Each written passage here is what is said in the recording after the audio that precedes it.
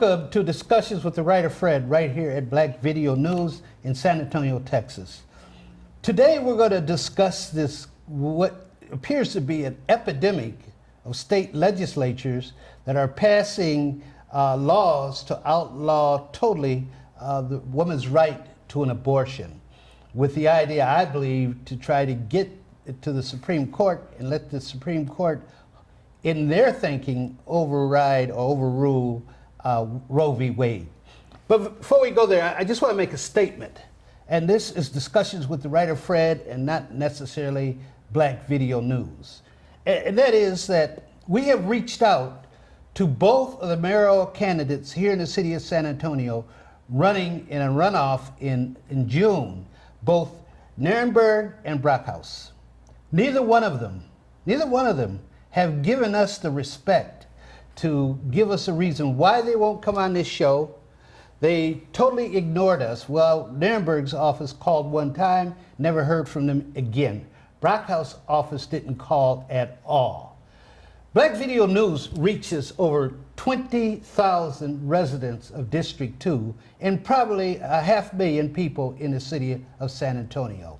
And I think it's a terrible affront to what we're doing here for them not to even give us the courtesy of a call back.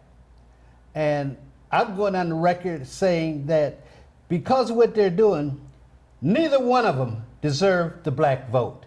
And I know you're going to get out and vote, but even if you have to, I guess just hold your nose and vote for one of them, because they totally have disrespected and ignored the black vote on this side of town in San Antonio, Texas. Shame on both of you. With that said, we'll get to our subject here today. I have my favorite guest who's with me. In fact, I need to make her co-host because she's here so often. That's Dr. Sharon Michael Chadwell. Glad to be back. Yes, glad to have you back. Is this the first time this year? Maybe? No. No. You've been on a couple times this year. Yeah. And she's a perfect person for us to take up this subject matter of what's happening in these state legislatures with passing of these anti-abortion laws. Mm-hmm. We see in Missouri last Friday, they passed a law saying that the fetal heartbeat law. Right. If there's a heartbeat, then you can't get an abortion. And they're waiting 8 weeks versus Alabama, I think it's 6 weeks. Well, Alabama's worse. Mm-hmm. They have made illegal any abortion, regardless of rape or incest, only if the mother's life is jeopardized. So rape or incest, the woman, if this holds, let's hope it doesn't hold, would have to carry out the term of the pregnancy. In fact, we've got cases right now where women who have had miscarriages are being arrested pending verification whether the miscarriage was not self-induced and strictly was a natural discharge of the fetus. Really? Mm-hmm. Here in the state of Texas, or is this elsewhere? This is across the United States. Across the United States. Right. Yeah.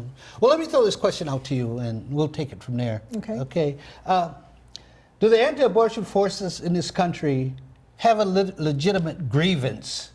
And should all abortions, as they are asking for any reason, be unlawful? I'm very suspicious of what has promoted these actions. Whether you're pro-choice, pro-life, I'm looking at it's kind of like a iceberg effect. We see the anti-abortion laws coming through on the top, but there's a large chunk of stuff that's happening underneath the sea level, water levels, to where what has prompted all of a sudden these anti-abortion laws. If you're familiar with the U.S. Census, the last census report did show where the birth rate among whites was less than Hispanics and blacks. Mm-hmm. And if you look at who is passing these laws, I've seen nothing but white men passing these laws. Over 50. Over 50, over 50, yeah. So we're seeing white men and some white women and probably some black folks involved passing these laws, but the majority of the legislators are white. And so if there is a decrease among whites in having babies, then I suspect that these anti-abortion laws is just another means by where they can increase their numbers so that they can maintain some type of hold on the country.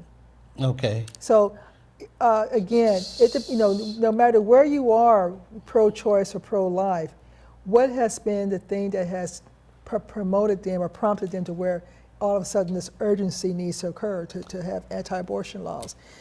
Are you saying that this is not really a moral issue with them, and they think that this is against God's will, and this is murder and all the other good things we hear? I think it's all. Sadly, I think it's suspect. You think it's suspect? It's suspect because abortions have been going on for a long time.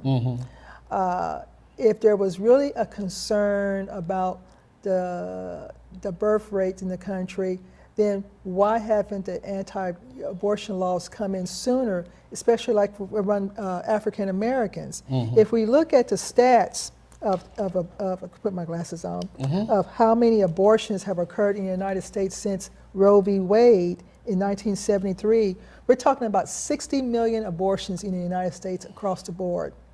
But for Black Americans, the reported number is 19 million. So that's almost a third of the number of abortions that has occurred in the United States since Roe v. Wade. And if there was this great concern about abortions, then it should have happened a lot sooner than now.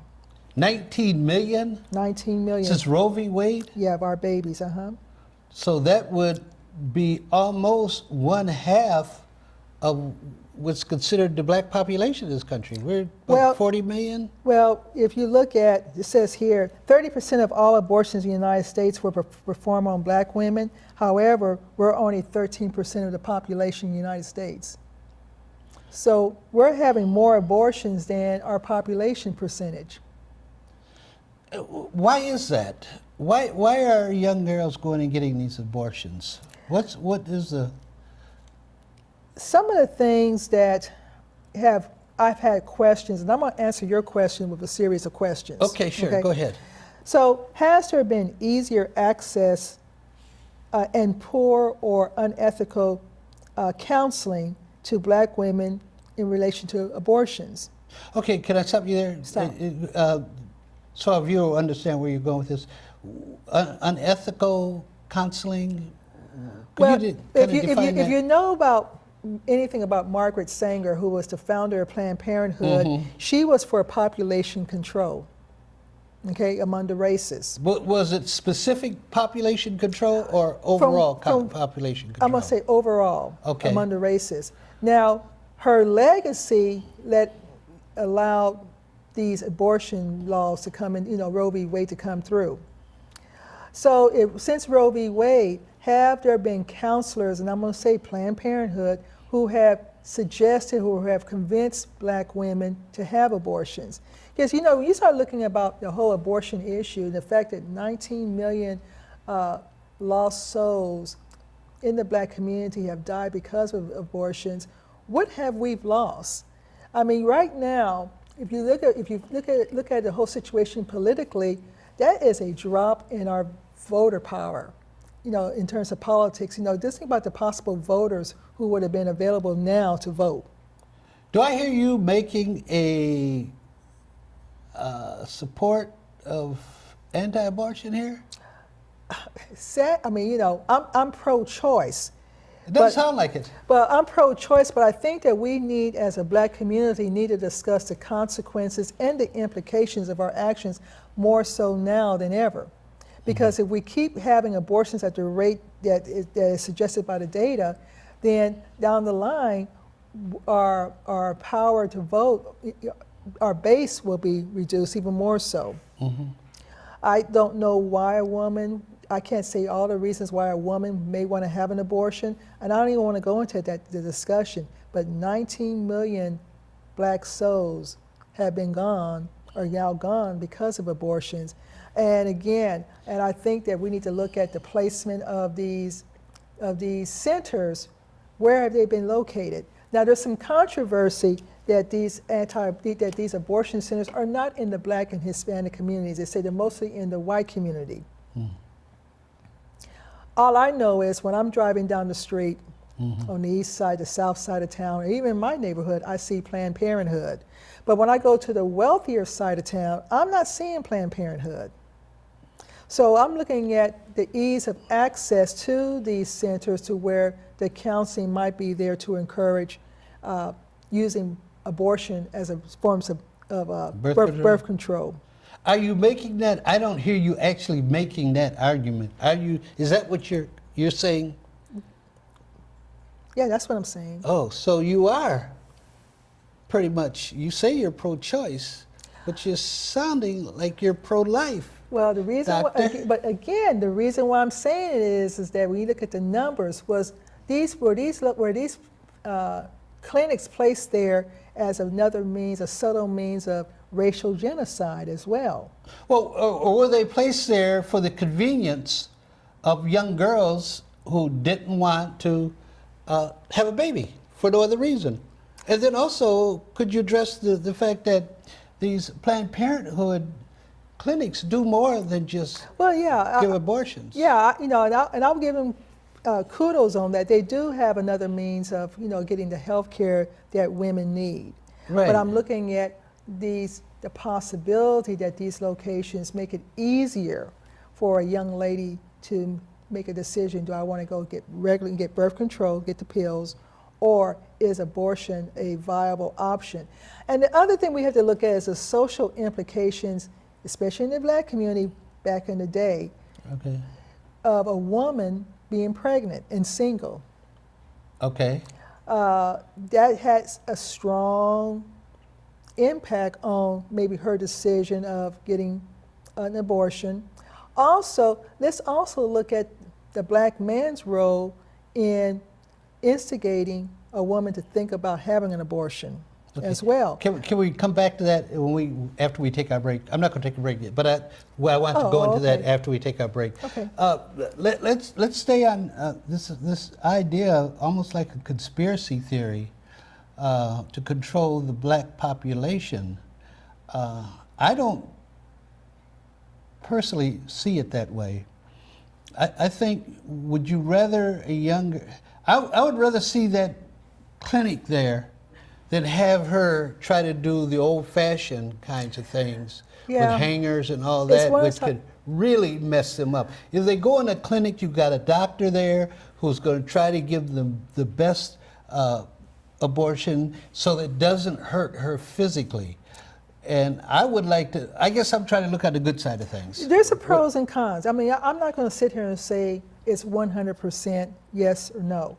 There are pros and cons. Do we want to go back to the back alley methods? No, I don't want to see any woman go through that. It's horrible. Yeah.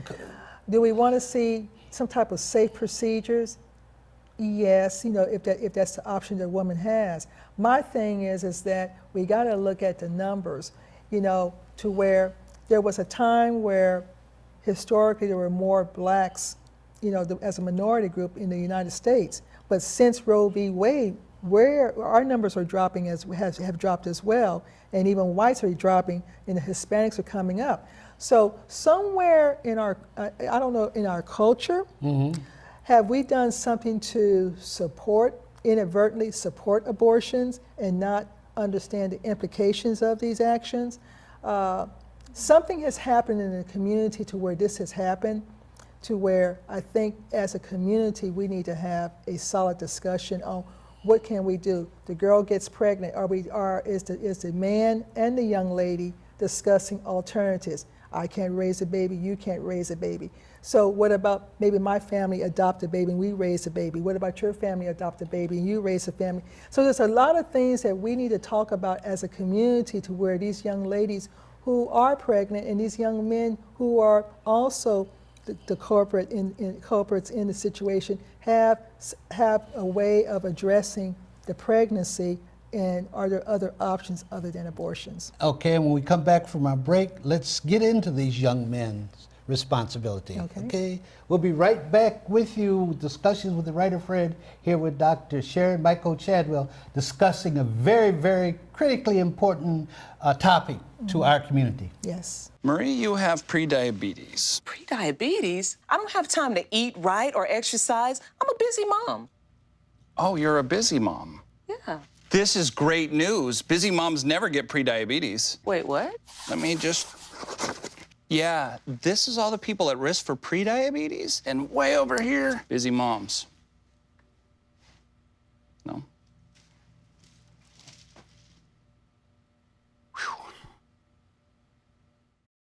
40% of food in America is never eaten. 1 in 6 seniors faces the threat of hunger, and millions more live in isolation. America, let's do lunch. Drop off a hot meal and say a quick hello. Volunteer for Meals on Wheels by donating your lunch break at americaletsdolunch.org. Do you want to retire like a champ? Just like legendary basketball star Uncle Drew? Don't do him like that, Uncle Drew! You're already acing the game. You've got your dream ride. Don't be slamming my door. Sorry about that. You just did the same. Gotta get the boys. Your dream vacation and your dream team. And now you can make your retirement just as legendary. I get buckets. Get the tips you need to get on track at aceyourretirement.org.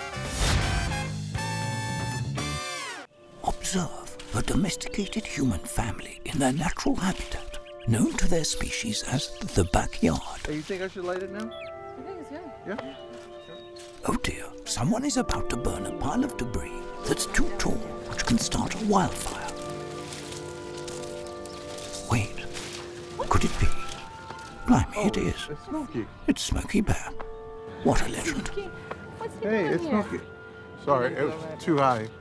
Right. Watch as he astutely ensures that there's no wind, and how he removes some of the debris to create a smaller, safer burning pile. No, you said make it bigger, baby. The bigger, the better. Take note of our fearless furry friend here, humans. I appreciate it. Fist bump. Watching you. Smokey's done it again. Bye, Smokey. Only you can prevent wildfires.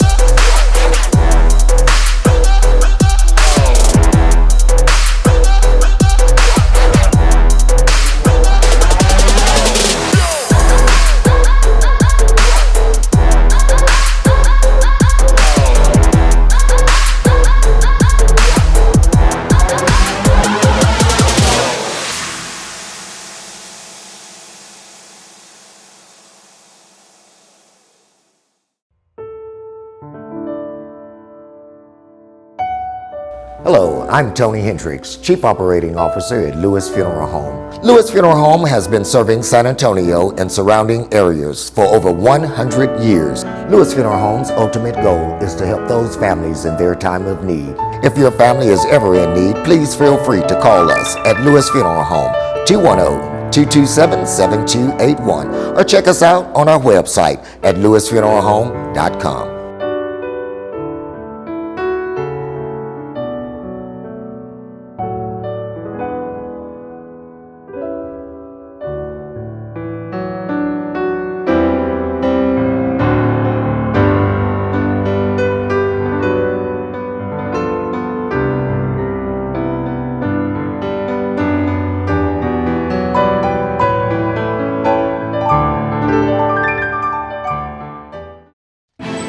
Nothing to do this week? Don't miss another event. Go to blacksinsanantonio.com for our event calendar. The home of the largest business directory in San Antonio with an African American focus. Sign up today for our weekly e-blast and text message alerts. Help us make this a better community. Connect, empower, grow. Welcome back to Discussions with the Writer Fred. Here with me I have Dr. Chadwell, and we're getting a little testy here. You're getting testy. I'm fine. Okay. I would like for you to clarify just the difference between, people will say, well, you favor abortions. You're in favor of abortions. And I don't think that's necessarily the case. I don't think anyone really is in favor of a woman having to go through that terrible procedure. But I think a lot of people, and I think I put myself and you also, you're in between on this. But with me, it's no question at all. It's pro-choice. I'm not in favor of abortion, but I think it's a choice that the individual should have. No man 50 years old no man has to carry a baby. Right. And all the implications that go with that. So it seems to me the people that have to carry the baby should be the ones that make the decision. So could you just clarify that for us? I think that when you start looking at the overall women's movement and who all was involved, a lot of times black women have jumped on board on issues or concerns that a lot of white women had and try to push and promote. So when we look at Roe v. Wade, were black women really included in the argument, or did black women were kind of benefactors of the decision? Being whether I'm pro-choice or pro-life, I am pro-life in that I appreciate the life, but I'm also pro-choice in that it's a decision that has to be made by the person or persons involved. Okay. Okay. Now, within the black community, I think that we have maybe socially might have in the past, and not now more so now, but maybe in the past when Roe v. Wade was around, there might have been more unintended pressure on black women to hide their pregnancy because of the shame that maybe the community might have placed on these young ladies. Now, if she decided to go for an abortion, did she have access to the safest means? Now that can be one of a big question because we heard of the back alley abortions. Yes. So a lot of women did go to the back alleys. So having the Planned Parenthood like clinics around where they provided safer options, okay, that's good. But I think, again, as a community and the overall mindset that the black community has been put into to where, from slavery up to now, there is still this inadvertent push to possibly to eliminate the community. Now, how we have fallen victim to that falls within the line to where we've accepted, I have a right to an abortion. So I'm gonna go ahead and abort because I don't want to raise a baby right now. So a lot of the things that we have done, I just don't think that we have really thought about it as a community, the implications of those actions. So, now the Hispanic community, I'm sure they have abortions, but if we look at it, they're very, very strong on they're having babies and making sure they're taking care of those babies. Have we as a community been very, very open about these unplanned pregnancies and the willingness to give these pregnancies an opportunity to be viable? Well, one thing I don't think any culture or society can do, and that is stop unplanned pregnancies. Right. Because boys and girls, men and women, they're going to do the thing. Right. And you don't, most folks don't in the middle of it stop and think. It's not sex is not to be a rational decision. It's an emotional decision. Right. So you don't say, oh, no, I can't do this. So that to me is a given. So how we deal with, if you're saying that we need to figure out a way to convince more of our young girls to see the pregnancy through to the end, I think now you bring in the boys too. Right, and I Yeah, think that we need what- to have a discussion because too often the female has been left, quote unquote, holding the bag. Right, you better believe it. Holding the bag. And it's too much for her, too big a and burden. let's just be honest. This is an adult. A woman can't get pregnant by herself. There has to be that male connection Right. to do it. And so the male is going to have to understand if this is an act that they're going to engage in, upon entry, there is a greater chance of him getting that woman pregnant than staying out. But why have we allowed the men to escape in many ways with not having to take the responsibility of having impregnated this young lady? And number one, he should be with her, because that's has to be a tremendous change of life for a woman. And the other thing, I don't think pregnancy should be a beautiful thing. Right. When you talk about a woman having to get an abortion or carry a child that she doesn't want to, it takes away the beauty of it, doesn't it? Too often, you know, when you had the revolution of the birth control pill, it even made access to sex easier for, let's say, for men, because there was responsibility for the woman to take the pill. Yeah. Okay, so the condom comes into play. Well, a lot of men don't want to wear the condom per se, you know, because that doesn't feel good and there's stuff like that. So it's still the woman's responsibility to be on some form of birth control to avoid pregnancy.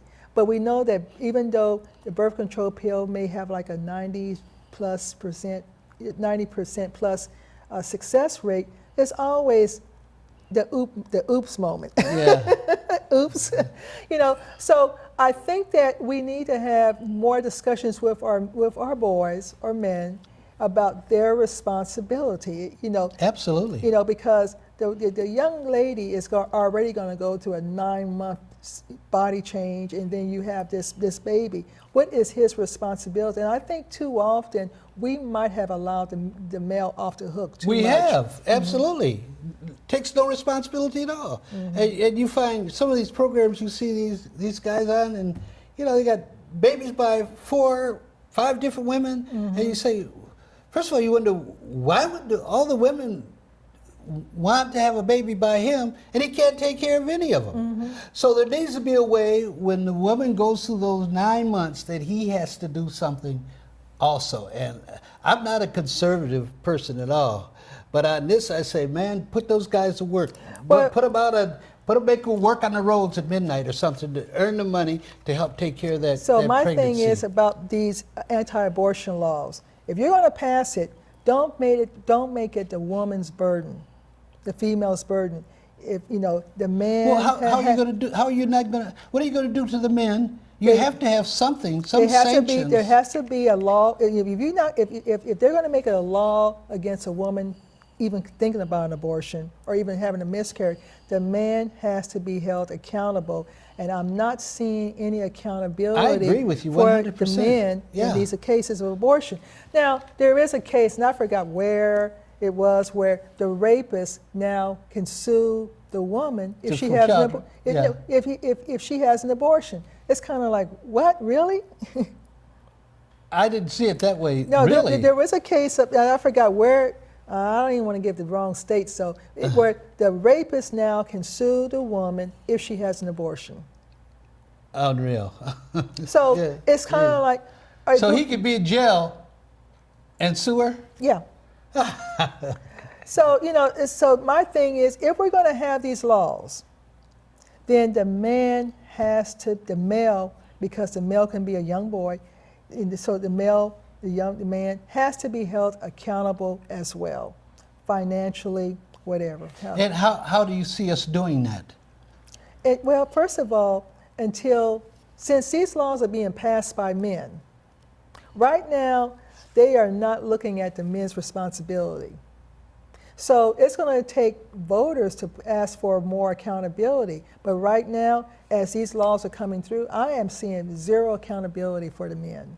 Well, I agree with you, but I'm just wondering, what do we do to the male? You know, especially after the baby is born, yeah, a lot of these young girls don't want to even go to court to get forced child support on these guys. Right. So, I mean, so they're escaping, you know. So there needs to be a state mandated accountability to where, okay, you got her pregnant, you're 16 years old. Sadly, maybe the family would have to help support the baby. But there needs to be some type of accountability on the male to where you were part of this process, then you also need to be held accountable for the process as well. Do I hear you suggesting maybe that it passes on to the parents of the boy and they can be held accountable? Until he's able to find, well, yeah, it may have to come down to the family. Okay. Because you have some kids who are, this is, you know, even though we don't hear about these cases, to where a 14-year-old boy gets a girl pregnant. So is he financially able to get a job? Or is No. No. So the parents, I think, should be held accountable as well until he is financially able, say 18, to get a job. You get no argument here. We agree on this. We agree on this? Yeah. So I just want to see, you know, an accountability system in place for the male. If you're going to pass these laws, fine, but make it accountable for the men as well. Now, I don't know about the rape and the incest. I have that's a whole different discussion and everything, because that law is going nowhere in Alabama. But there's no way in the world. Well, you know, this is a Trump court, so you don't know what's going to happen. But I'd like to think that they would not allow that to pass. Well, I'm looking at rape is one thing, but incest, all of the psychological and the physical issues that this child can, you know, bear because of the incest. I don't know. We have a couple more minutes here. Let's talk about the quality of life. I think we need to take that into consideration. All these folks who are for pro-life, but they're against welfare. Right. So how are you going to take care? This child has a right to a quality of life. If they're going to be pro-life, then pro-life means they have access to health care. Their quality of life is done in such a way to where they can enjoy their life. Because and I know we're about to run out of time, but we need to look at, okay, so we don't want to do, and we want to have anti-abortion laws, fine. But what about the abortions that occur outside of the womb? And I'm looking at those kids who don't have access to health care and they die. To me, that's an abortion. That's a societal abortion. So I just think that we're going to have a good discussion. If we're going to do these things, we need to look at the full picture. I agree. If you have let's just say she's 18, she comes from a not even middle class in terms. I'm not talking about social. I'm talking about economics. Family, and there's no one there to help her. And now these people want to cut off welfare. What is she supposed to do?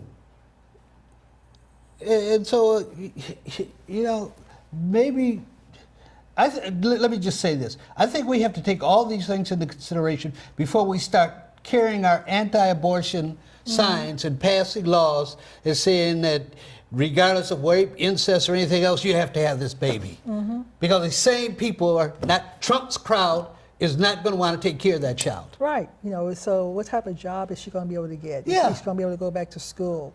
Can she go back to school? Can she go back to school? So I guess that's a way for us to come to kind of wrap this up. So you want to make a final statement on this whole issue, Doctor? We are living in some interesting times to where in my opinion, there is no critical thinking being done in the legislating of any of these laws. It's a very emotional discussion, but in terms of critical thinking, it's not happening because there's no full thought as to, okay, we're going to pass this, but what's the implications of this? And so I'm just disturbed on the overall implications of these decisions and what it means, what it's going to mean for the United States. Okay, thank you. Okay. In closing, I want to say, for all you state legislators out there who are white and over 50, who think that you should make a determination on what a young lady should do with her body, if by chance the Supreme Court someday upholds one of these laws and throws out Roe v. Wade, I think you should then have the financial responsibility to make sure these kids have a quality of life just as good as your little kids at home. This is Fred Williams with Discussion with the Writer Fred, telling our story, our way. Our way. Thank you.